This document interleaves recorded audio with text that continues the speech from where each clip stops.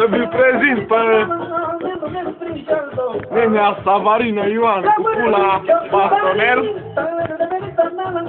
care în curând și-a pus, mamă, ăsta cum îi zice, altera, Nu pot să-ți cam pic. mă dai pe jos. Este un flămând intoxicat. Oi, Luci! Hai să văd cine e. Simon! Da!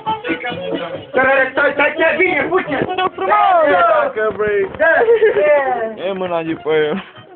E că am cer ajutul cu sticla să se putea pizdă. Am băgat bobune.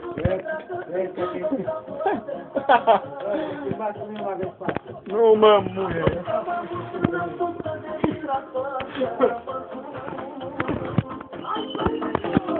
Am să fac pe brațul nu să treacă prin toată statuarea mea. Apoi să mă duc în altul scăde din la toate Hai lina, lina, bună-i vecina, hai lina, lina, stai în găina,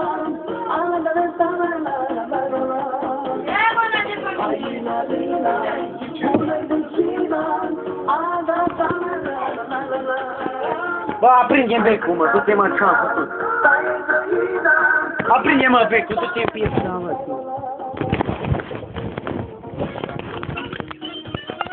nu să dai, aprinde becul.